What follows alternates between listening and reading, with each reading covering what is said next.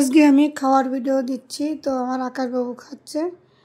আকাশবাবু আজকে সকালে বলছিল আমি একটু পোলা রান্না করবা আর ইলিশ মাছ বোনা করে দিবা, সাথে একটু গরু মাংস রাখবা। তো তার কথা মতো আমি সব কিছু করছি। আসসালামু আলাইকুম, কী অবস্থা সবাই? সবাই কেমন আছেন? আশা করি সুস্থ এবং ভালো আছেন। আলহামদুলিল্লাহ আমি বেশ ভালো আছি। তো দেখেন আমি আকাশবাবুর সাথেই আছি, আমি ভিডিও করছি আরও খাচ্ছে। তো দুই মা ছেলের ব্যাপার, তো দুজনের কথা না শুনলে কী হয় বলেন। আর ছেলে আবদার করছে, আমি সকাল সকাল সব কিছু রেডি করছি, যেহেতু শুক্রবার ছিল সেদিন। এই জন্য শুক্রবারের দিনটা আসলে অনেক সুন্দর একটা দিন, একটা পবিত্র দিন। সব দিনই একই রকম, তারপরে সবথেকে স্পেশাল দিনটা হচ্ছে শুক্রবার। সেই দিন আমরা সবাই একটু ভালো মন্দ খেতে চাই, সবারই মন চাই। যারা চাকরি করে তাদের ছুটির দিন, যারা স্কুল কলেজে যায় তাদেরও ছুটির দিন, অবসরের দিন। সেদিন সবাই মিলে একসঙ্গে ভালো মন্দ খেতে চাই।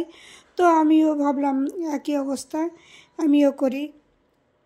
তো আকাশবাবু খাচ্ছে, দেখেন তার কোনো কথাই নেই, সে খেতেই আছে, খেতে কোনো দিকই তাকাবে না, কিচ্ছু করবে না। সে খাওয়ার সময় একেবারে চুপ থাকবে, কথা বলবে না, তাকাবে না।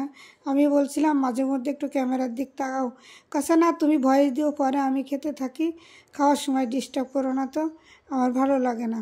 আসলে কি জানেন, আকাশবাবু না ক্যামেরাতে বসতে চাইছিল না। তো আমি কি করব, আমি বললাম যে বাবা তুমি একটু বসো, আমি ভিডিও করি। কারণ তার ফুল ভিডিও দেওয়া যায়, আমি আবার সম্পূর্ণ খাওয়ার ভিডিও তো দেয়নি, তাই আমার আসলে কেমন লজ্জা করে, আমি পারি না। তো আকাশবাবুকে দিয়ে ভিডিও বানাচ্ছিলাম। আসলে কি জানেন, সুখ কিন্তু কিনতে পাওয়া যায় না, নিজেদের কাছে থেকে সুখ। আমাদের মা ছেলের ভিতরে কিন্তু অনেক সুন্দর একটা সম্পর্ক। তো জানি না কার কেমন সম্পর্ক, তবে আমার সাথে আকাশবাবুর অনেক সুন্দর একটা সম্পর্ক, যা কখনো কারোর আমি দেখিনি। আমার আকাশবাবু ভীষণ আমাকে ভালোবাসে, আমিও তার ভালোবাসি।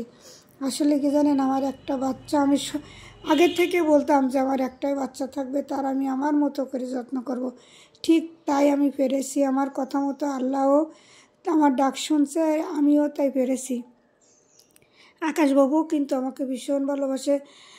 আমি একটু অসুস্থ থাকলে সে একেবারে মনে করেন অস্থির হয়ে যাবে, যে আম্মু এই করো ওই করো, ডাক্তার বাড়ি চলো, এই ওষুধ খাও, এই খানো। মনে করেন যে একটা, আসলে কি বলবো, আসলে বাচ্চা না থাকলে বোঝা যায় না মায়ের দরদ।